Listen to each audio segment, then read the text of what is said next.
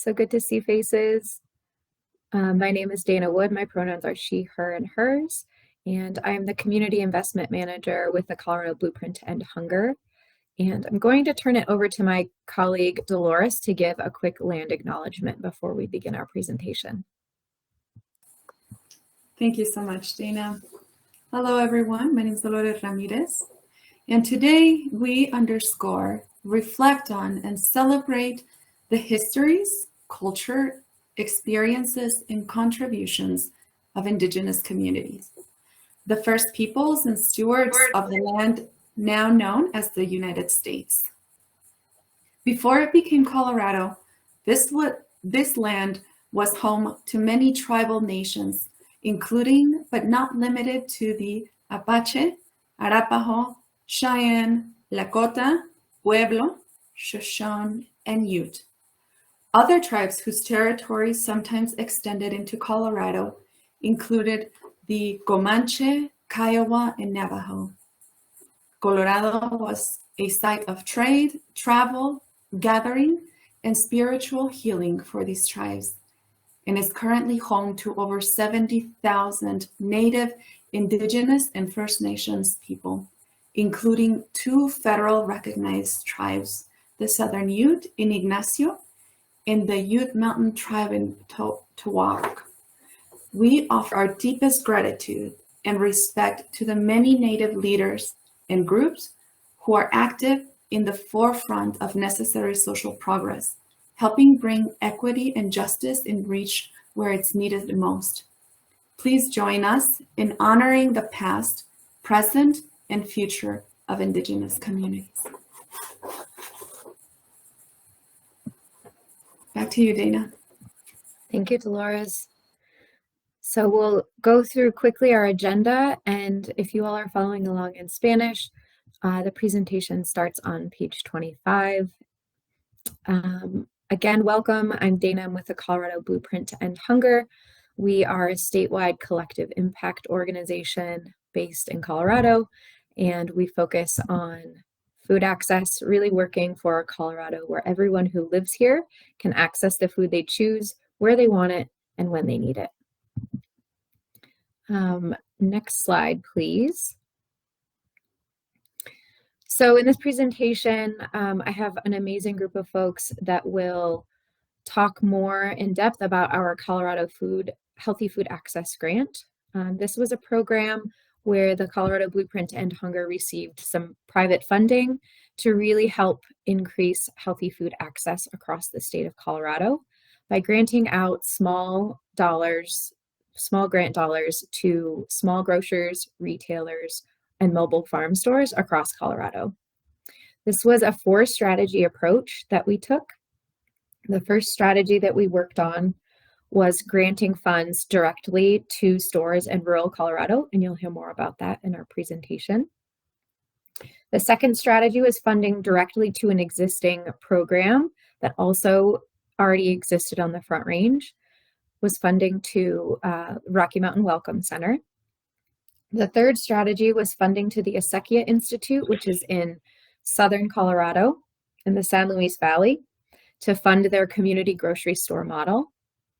And then the fourth option was funding to our Latinas Community Connection Promotora team, who you'll hear from.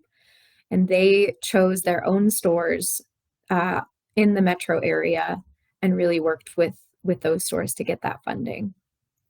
So the outcomes of this funding were, we funded 18 stores across Colorado, 16 of which were BIPOC owned or run.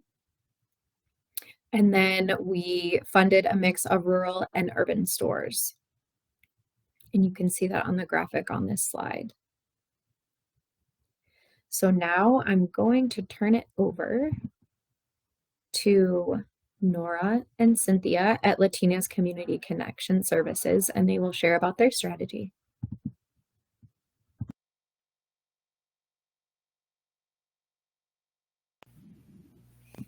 Hola, buenas tardes. Mi nombre es Nora Martínez. Yo estoy aquí en representación de Latinas Community Connection Services. Nosotras principalmente empezamos trabajando como voluntarias Después de trabajar en un tiempo, en marzo materializamos nuestro sueño y nos convertimos en una compañía, la cual nombramos Latinas Community Connection Services. Nosotros estamos formados por 4 mujeres, las cuales hemos unido nuestro esfuerzo, talento, cualidades y contactos para el propósito de ayudar a nuestra comunidad latina. En esta ocasión nos tocó unir esfuerzos con Blueprint to End the Hunger Free Colorado para trabajar en este proyecto de ayudar a pequeños negocios con becas. Aunque nosotros compartimos, Tanya, can you please nosotros, advance the slide?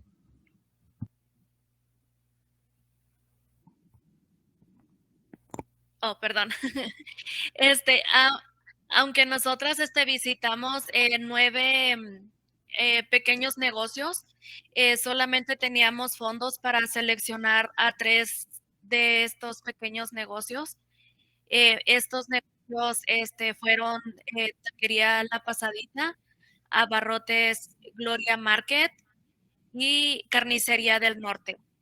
En estos pequeños negocios nosotros los seleccionamos porque nosotros veíamos el contacto que tenía en la comunidad, la necesidad y, y el querer llevar a las comunidades más comida saludable. Entonces, eso fue lo que nosotros nos motivó a tener, a brindarles a ellos esta beca. Como resultado de la beca, ellos compraron refrigeradores nuevos, los cuales eran para llevar productos mucho más frescos a la comunidad. Los dueños se mostraron bastante contentos de recibir esta ayuda, ya que sabemos que muchas veces, aunque existen estas ayudas, la comunidad no tiene conocimiento y no llega, estas ayudas no llegan hasta la comunidad.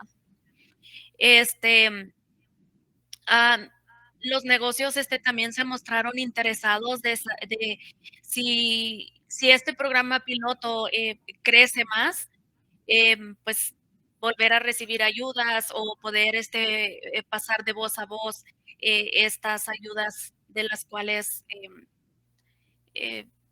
están disponibles. A nosotros en lo personal, este programa piloto nos pareció bastante interesante. Nos gustó mucho poder tener contacto uno a uno con estas pequeños negocios. La mejor manera de comunicarnos nosotros con ellos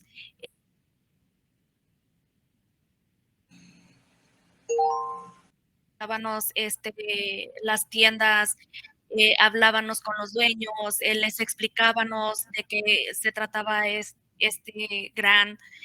Y, por ejemplo, como sabemos que en la comunidad latina existe muchísimo lo que viene siendo la desconfianza. Entonces, nosotros trabajamos uno a uno para poder seguir trabajando con esa confianza y podernosla ir ganando. Ahorita, como resultado de esta beca, ya tenemos también una conexión más fuerte con ellos y podemos tomarlos como referencia para que si este programa piloto llega a algo más fuerte, entonces nosotros poder, se me fue la palabra, perdón, seguir impulsando este programa. Nos gustaría muchísimo tener más información acerca de las aplicaciones y dónde referir a las personas, ya que notamos que lo que viene siendo el programa de WIC, SNAP o Double Up Foodbox es un poco difícil en la navegación. Muchas, por ejemplo, como en la mayoría de las tiendas, el servicio de WIC era un poquito difícil de obtenerlo porque, por ejemplo, como en estas tiendas, como son pequeñas, son tienditas de comunidad, entonces estas tienditas necesitan como reabastecerse con mejores productos o productos que son elegibles para lo que viene siendo el WIC principalmente, porque sabemos que el WIC se maneja con productos seleccionados. Este tipo de programas, como les comentaba anteriormente, este tipo de programas es sumamente de gran importancia y por medio de las tienditas que nosotros visitamos, podría decirles que se sentían bastante agradecidos de haber recibido esta beca, ya que pasada la pandemia fue para ellos muy difícil el mantenerse a flote y poder estar como ofreciendo productos frescos o poder reabastecerse o estaban pasando por muchas dificultades y el recibir este monto, aunque sabemos que no era mucho dinero, porque sabemos que el mantenimiento de una tienda se lleva mucho más dinero, pero es un alivio para estas tiendas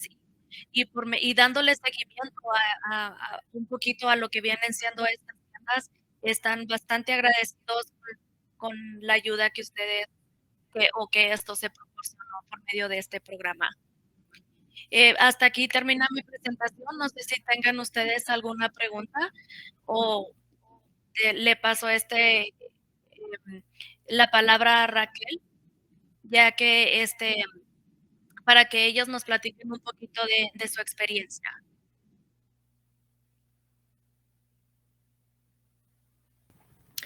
Thanks so much, Nora. Really appreciate that.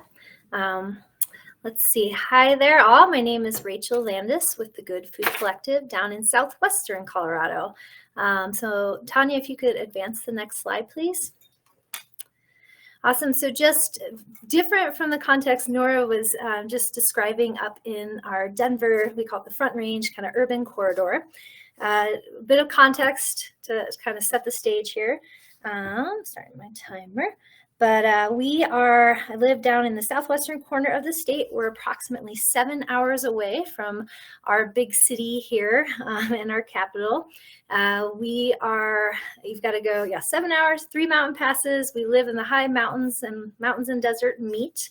It is really a rural area, almost to the point of frontier, actually to the point of frontier communities in some places where we lack basic infrastructure, like certainly broadband, water, and electricity.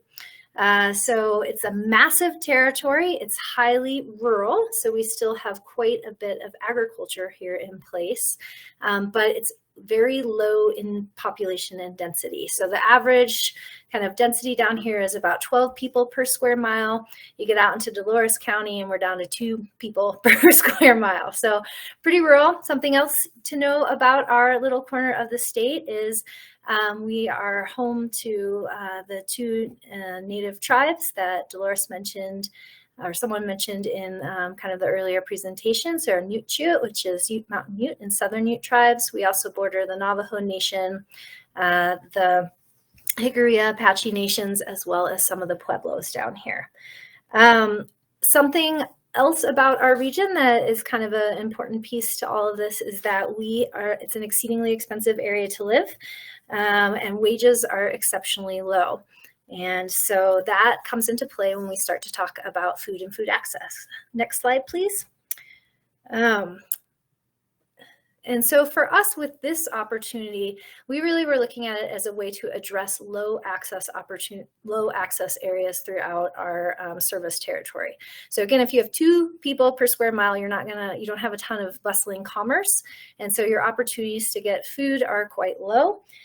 We have any number of places throughout our region where it takes more than 2 hours to get to a grocery store. And if you look at USDA ERS's data, we have some of the lower transportation access out there.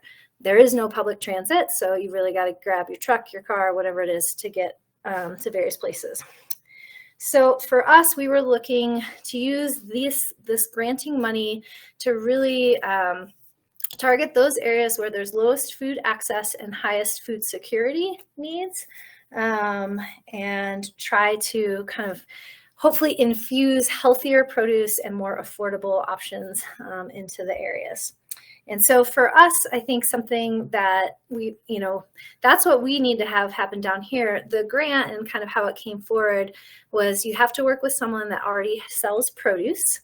And then you have to work ideally with a BIPOC and or women-owned business, which we would love to do all of the above. But when you're in an area with really few access points, what we ended up finding is there are really not very many of those circumstances. And so to really meet the needs of the grant, we'd have to focus on the urban areas, which have more food access, whereas we were really trying to use this to get food to people as well. In the end, next slide, please. In the end, we were able to work with two amazing vendors. They are both agricultural producers that are live in and serve very remote and rural parts of our region.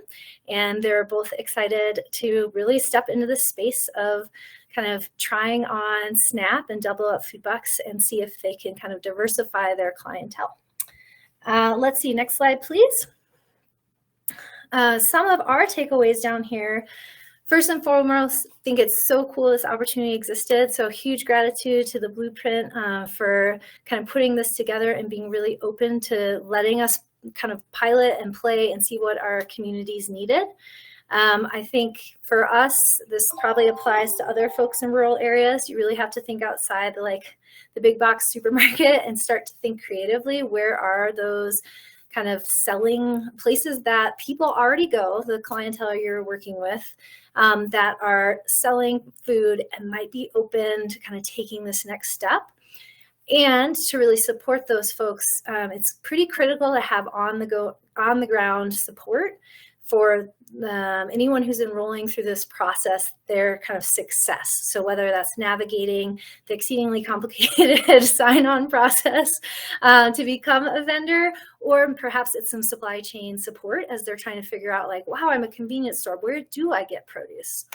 I think one of the other things that we learned down here that's pretty imperative is if we're working to advance retail opportunities, especially in low access food areas, that it needs to operate hand in hand with partnerships with other nonprofits and or health and human services to ideally also participate in increased enrollment. Focus tends to be that where there are lower retail options, at least down here, there are also exceedingly low enrollment rates, even though the eligibility rates for some of these programs is really high. And then just last but not least, just like what the Blueprint has done here, if this is taking place in your community and you're a rural partner, just make sure you're at the table as programs and policies are being formed to make sure that the needs of your community are represented. So thank you all. And with that, I will pass it on to Mara Gwynn, our colleague over in Leadville. Awesome. Thank you, Rachel. Can you move the slide up one, please? Wonderful. So my name is Mara. I work at Lake County Build-A-Generation, and we are a community organization that focuses on issues of health equity. And so my little piece of the pie is food access. And so, yeah, we're based in Leadville, Colorado. Context for us is important as well. So we are up at 10,000 feet, and you have to access Lake County, Leadville via 2 high mountain passes from either side. This really matters for us when it comes to food procurement. It is often a big ask to get even our large distributors to come to our community when it's snowing. It also means that the majority of our community, I think the estimate's about 75%, commute from Leadville to the wealthier surrounding ski towns to work during the day. So given the full work day, that often means people are outside of their homes for 10 to 12 hours on a given day. And yeah, as well, we, because of disinvestment over the years, around our community demographics as well as our income, we only have one grocery store, one big box grocery store, and recent surveys have shown like the prices at that grocery store generally tend to be 13 to 18% higher than our surrounding communities, as well as the price, quality, and selection are quite limited. And you can go to the next slide, please. Awesome, thank you. So we were super excited to have a chance to work with the Blueprint on this program. As we start to really sink into the food system that we want to create as our community, and the Food Access Coalition works on that, we really want to start building off what we already have in this community. And so we have our big box grocery store, but we also have two small retailers who are owned by community members, who are identified as BIPOC as well as women. And that's really important to us to have people who are invested in the community, people who live here, our neighbors, surviving and thriving as we start to kind of face increasing pressure of gentrification. Through this program, we're really excited to support those stores in increasing the availability of produce and fresh food products, culturally essential foods. Our one grocery store is only 17,000 square feet, so it is quite small, and that limits the selection that they can offer. Like I said, a big emphasis on supporting our neighbors who own stores in this community, as well as increasing the number of places that accept SNAP and WIC.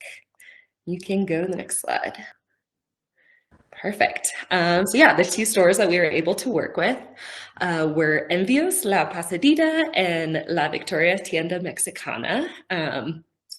Some of the impacts that we saw via this small grant funding, La Victoria is a small store specializing in cultural foods right on our main street. They were able to increase their storage space, update their POS system, and have recently applied to accept SNAP. And kind of both those two aspects of being able to provide the required foods in order to accept SNAP, as well as, the infrastructure necessary, really enabled them to take that next step, which is so exciting for us. And then the other store that we worked with, La Pasadita. So this, is just another incredible community business that we have. It's a small grocery store. Right now, before the grant, they mostly specialized in kind of like shelf-stable products, SNAP and snacks. But what's really special about this store is it's like a community meeting space in a lot of ways. The owners are trusted. Our new immigrant community goes there, to access Wi-Fi and kind of, get welcome into our community. So it's so important for us to make sure that we keep that in our community as an asset. Through this grant, the owner had wanted to both increase the selection and offerings of fresh produce, particularly focusing on those culturally essential foods that our big box grocery store is not able to provide. Sorry, that's my timer, I'll go quickly. And he also wanted to start introducing agricultural products like meat, which we do not have a local butcher or anything like that. So he used the grant to get the infrastructure storage to meet both of those goals. And the thing I'm most excited about is through having these conversations with him that this grant started. He recently applied to one of our Colorado-wide grant loan programs to help rural grocery stores, and is awaiting on the answer, but hopefully we'll be able to build a new storefront.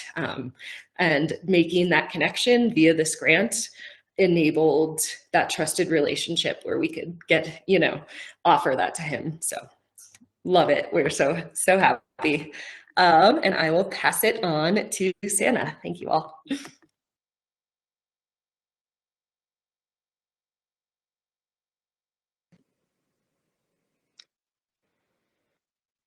Bueno, pues gracias, Mara. Y la verdad que, bueno, mi nombre es María Judith Álvarez y yo trabajo con SANA, que es una alianza para la nutrición segura y abundante. Y yo vivo en Glenwood Spring, que es un poquito, me encanta ver que hay bastante distribución del estado en esta presentación, comunidades bien diferentes, pero con algunas similitudes. En nuestro valle cruza 3 condados y eso es lo bonito.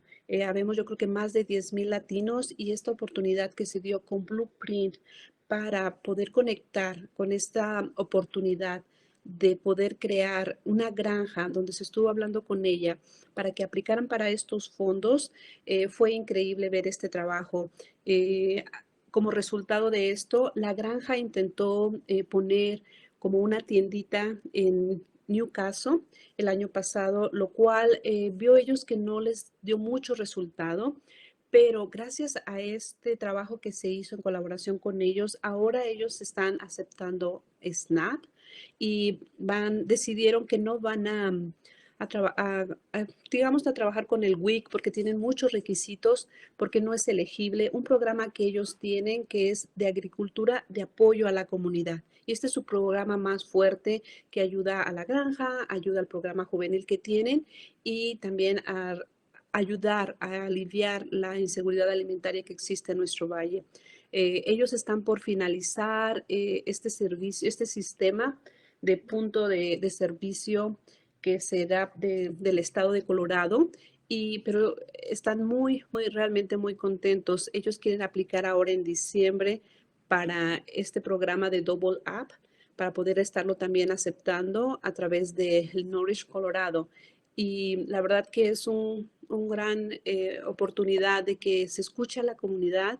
Ellos trataron, creo que con esta subvención uno de los resultados fue compraron equipo técnico para poder hacer su trabajo mejor.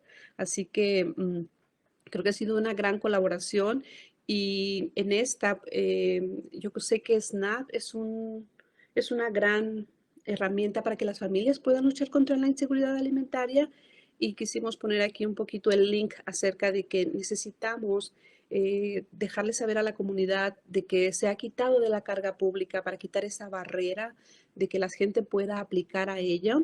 Y yo estoy más que encantada de trabajar, de seguir continuando, de trabajar con Blueprint, con la granja y poder hacer que las familias tengan acceso a los beneficios que ellos califican sin tener miedo o temor acerca de poder utilizar algún beneficio que pueda ayudar a sus familias.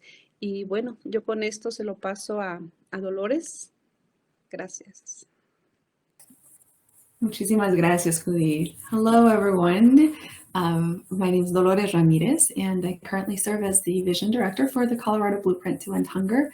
And today I am going to share a little bit about one of our pilot strategies, which was through the Acequia Institute, as they're not able to join us today. But I'd love to share a little bit about the strategy and, most importantly, what they are inspiring and they are propelling in their in their part of the state. So just for a little bit of context, the Acequia Institute is located in the San Luis Valley of Colorado, which is a county with one of the highest rates of poverty and hunger across our state. They have they've started a movement in general to reclaim food sovereignty and economic liberation within their country.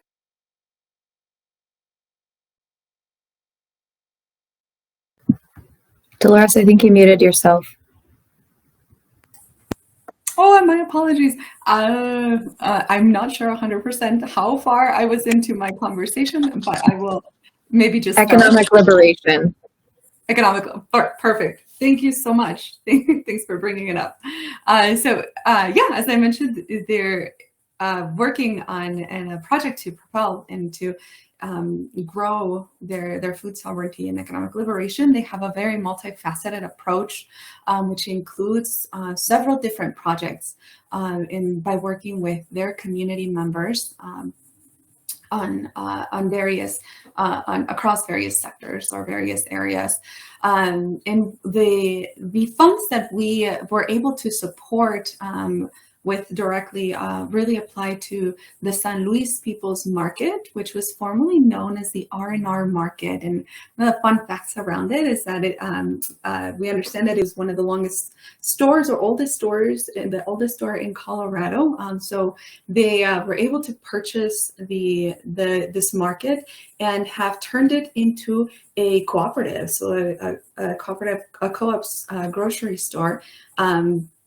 And so as part of any remodelization or any remodel in general, we all know that it takes a lot of resources. And so one of the expressed needs from the Acequia Institute was a need to have updated refrigeration. And so we were able to allocate funds so that they may purchase the types of equipment that they need so that they could have healthier food last longer. And so because of these funds, they can then not only keep their project going, but continue to lead in the direction that allows for their community to be more self-sustaining. And so it was the Acequia Institute is doing amazing work in the San Luis Valley. We believe in all of the work that they're doing as their growing leadership within their community, working a lot with their youth, and as I mentioned, a lot of very great projects. So it was really an honor for us to be able to partner with them and support their work as they see fit. So with that, I'm going to pass it over to Jennifer, who's going to talk to us a little bit about the Rocky Mountain Welcome Center. Thanks, everyone. Hi, everyone. Thanks so much. I'm just once again so impressed with the work that we do out here in Colorado. We have a really unique community in Colorado, and I'm just proud to be part of this unique group. My name is Jennifer Kadish. I am formerly with the Rocky Mountain Welcome Center. I did this work while working with that organization. The organization does still exist. I'm just no longer employed. But I want to talk about this really unique program. I'm in the Front Range in Denver, and this work took place mostly in Aurora, Colorado, which is a large Denver suburb and is very, very multicultural. I believe 20% of the population of Aurora is foreign born, and I believe in Denver it's 14% of the population. So we have a very large and growing multicultural community, which of course includes the Spanish-speaking community. However, my work really focused on the East African and Muslim community because those are groups that we have been working with throughout the pandemic to ensure access to culturally appropriate food. So with this amazing grant, and I really want to do a shout out to Blueprint of Colorado, I did not know, or Blueprint for Hunger, I did not know this was private money. I had thought this was federal money, so I'm even more grateful that we had access to this money. Our project was successful in making connections between the food justice community and these small immigrant-owned grocery stores who supply culturally relevant food to our immigrant and refugee neighbors. The project provided about $2,000 in funding to these small businesses. There are 4 of them located there, but we actually funded 6 family-owned grocery stores. And like the other organizations, all of these businesses were interested in expanding the products available to the community. Again, and I think you can go to the next slide. Our community of immigrants are strong business folks. They work very, very hard to succeed, but they have not had access to traditional streams of capital that other businesses might have. Out of all of these 6 businesses, all of them, we surveyed all of them had a strong desire to sell more produce, but most of them did not know how to do that. They didn't know how to purchase produce other than buying it from, say, Restaurant Depot or Costco. And they were all selling very limited vegetables. You might see a cardboard box with some onions or some garlic or potatoes, but none of these stores really had capacity to sell fresh food. And all of them, of course, are in food deserts. So we were able, with these pictures here, you can see some of the before and after. This is one of the stores where he actually not only put in increased refrigeration, but put in new flooring to the store, because you can tell it just looked unhygienic. It looked poor. And you can see this nice shiny new store on the right. You can go to the next one, to the next slide. This is another grocery store. For those of you familiar with Denver, this store is right off of Colfax Avenue, which we know has lots of small grocery stores, but this one is very unique because it's owned by a family from Rwanda, and the products that they're importing, you just can't find anywhere else. You can't find in a regular grocery store. Things like fufu powder, like just groceries that are not readily available in American grocery stores. And so obviously being able to procure those items are very important to people living here, coming from other cultures. This is what they eat. This is what they know. And so, having access to that makes them feel like they're part of our community. You can go to the next slide. So I'll just read through some of this. All of these businesses were able to communicate that none of them had received any of the federal funding that had come out of the COVID pandemic. None of them had received PPP funding. None of them had received funding, local funding, ARP funding from the city. And so connecting with us has now opened that door. Like some of the other partners, they are now more aware of programs like Double Up Food Bucks, which none of them had heard before. Most of them were aware of WIC and SNAP. But the amount of gratitude that they felt for being included, I think, is what really made this project so important. They felt that they're, as community members, they were included. They were important as business owners. And they all are eager, to continue to grow their businesses. So this grant opened so many doors, not just to, be able to provide increased food options, culturally competent options, but really just the inclusiveness and showing these businesses that they are important members of our community. Thanks. Appreciate your time. Thank you so much, Jennifer, and thank you to all of our presenters. This is just incredible work for all of our communities here in Colorado. A little bit about our next steps. So Tanya, you can go to the next slide. This was kind of a phase one part of a bigger project that we learned about kind of in the middle of implementing this. So this past legislative session, the Colorado Department of Agriculture received some funding that was part of a larger bill that was passed, $8 million in state legislation funding to form a community food access program. So this is essentially phase two of our work. They will be working hand in hand with us, as well as folks that have gone through this phase one project who have received funding, to really design some well thought out and mindful workshops to engage with folks that could potentially receive this money. So the Blueprint will be working with them to design some community workshops that will help inform, build, and implement this new program. And the program will be up to $25,000 in one-time grants that could be awarded to small grocers, food retailers, farmers, and producers to increase healthy food access, increase WIC and SNAP retailers. So a larger scale than our phase one, but I think the really important thing is that this Colorado Department of Agriculture is traditionally not in the business of food access, even though they are agriculture.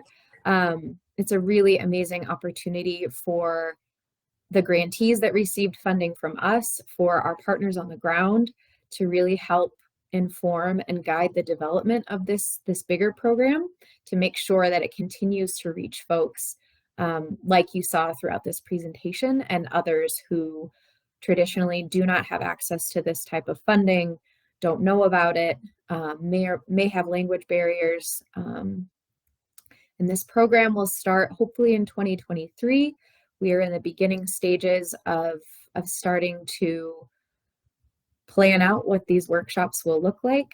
And that $8 million will be spent up until 2026. So some really exciting things that we have to look forward to, and some big systems changes, I think, because of the work of this incredible team. So I just want to say thanks to everybody for putting in their time and energy and effort into this, for the well-being of folks that we serve and that we have relationships with. And with that, we can go to the next slide, and we can open it up for questions if anyone has questions for presenters or about the project overall. And this is a list of all of the presenters if anybody wants to get in touch with them. So thank you.